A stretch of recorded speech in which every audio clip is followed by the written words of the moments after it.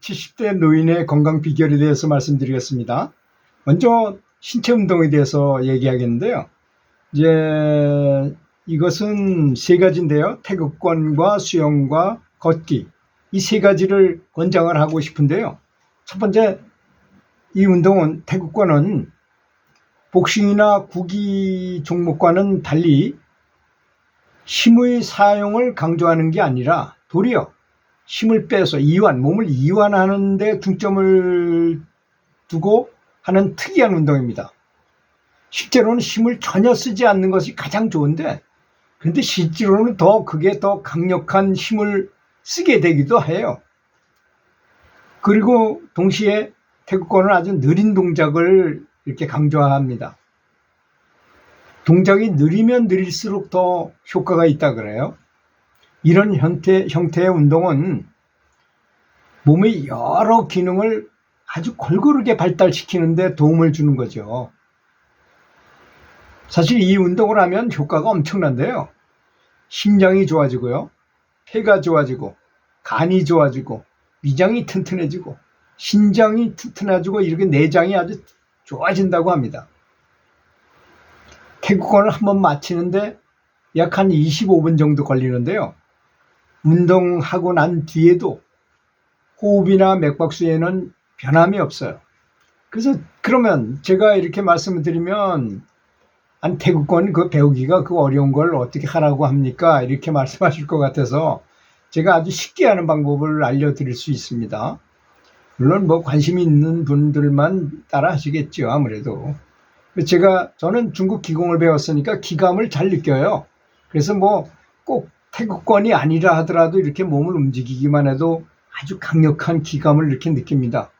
그래서 저는 어떤 방식을 쓰느냐면, 태극권에서 가장 중요한 것이 기마 자세예요. 기마 자세로 발을 움직이는 것입니다. 무릎을 구부린 상태로 몸을 움직이는 거죠. 그 상태에서 숫자를 쓰는 겁니다. 아라비아 숫자. 자, 1, 2 이렇게 자세를 낮춰가면서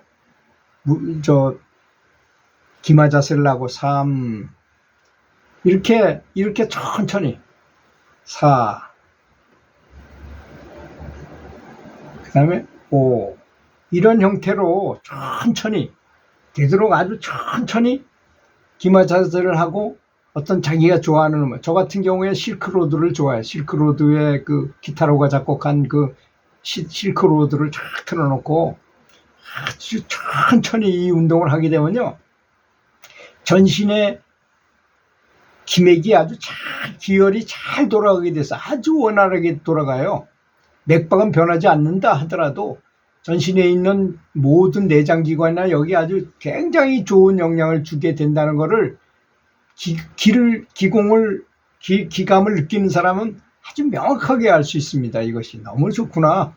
그래서 70대 노인한테 가장 좋은 운동 중에 첫 번째로 태극권을 권하는데, 태극권을 그렇게 숫자를 쓰는 걸로 천천히, 대사로 천천히 힘 빼고, 아주 힘을 빼가지고 이렇게 손이 싹 움직이게 이런 형태로 숫자를 쓰는 거죠. 숫자를 이렇게 천천히 이렇게 하면 굉장히 효과가 좋고, 기혈이 잘 돌아가서 염불하시다가 굳이 밖에 나가서 안 한다 하더라도, 물론 밖에 나가도 소나무밭 같은 데 가서 하면 아주 너무너무 좋죠. 가장 기가 센 곳이 소나무밭이거든요. 그 솔밭이 있는 데 가서 하면은 아주 굉장히 좋은 효과를 가져올 수 있습니다. 두 번째 권할 수 있는 것이 수영이죠. 물속에서 하는 유산소 운동인 수영은 과다 체중이 너무 많이 나가거나,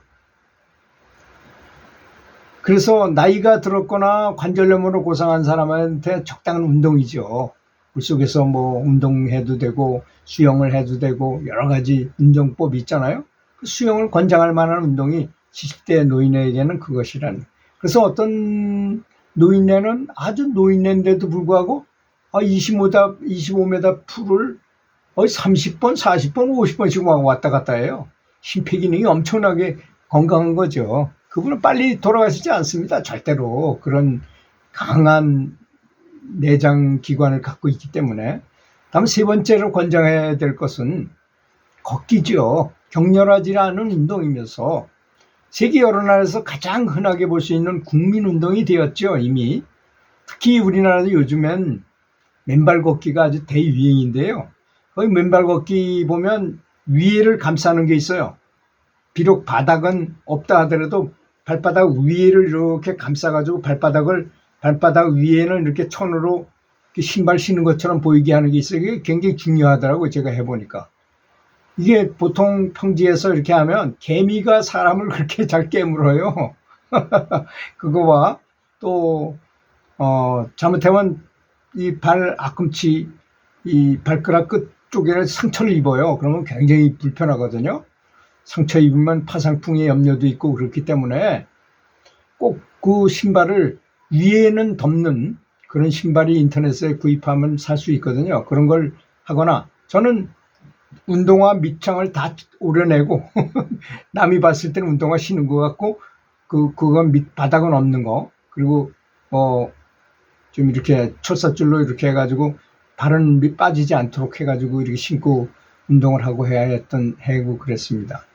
좋은 방법이라고 생각합니다. 이렇게 하면 이완이 되고 우울증이 없어지고 사물 관찰력이 증가하고 체중도 감소시킬 수 있고 혈액 내에 유용한 콜레스테롤이 증가하고, 그 다음에 골다공증 환자들이 그 뼈를 자꾸 두드려주면 골이 채워진다 그런 말이 있잖아요.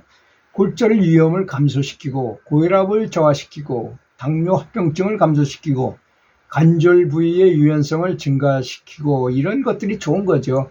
또 특히 맨발 걷기를 하게 되면 맨발에 내장 기관이 다 있다 그래서 이렇게 걸어보면 어디가 아파요. 그러면 그 발바닥 그 경혈표를 딱 보면 어디가 내가 몸이 안 좋은지도 평가할 수 있는 검진 효과도 있어요. 그걸 해보면.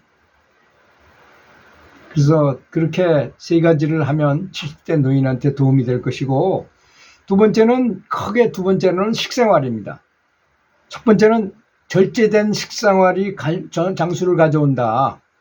예로부터 오래 살고 싶으면 배부를 때까지 먹지 마라. 뛰지 말고 걸어라.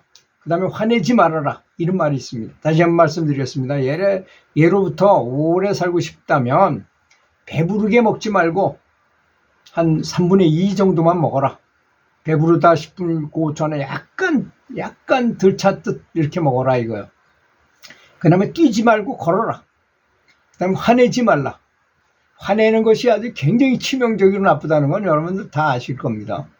노인에게 자신들에게 가장 적합한 음식을 알맞은 양만큼 먹어야 된다는 것입니다.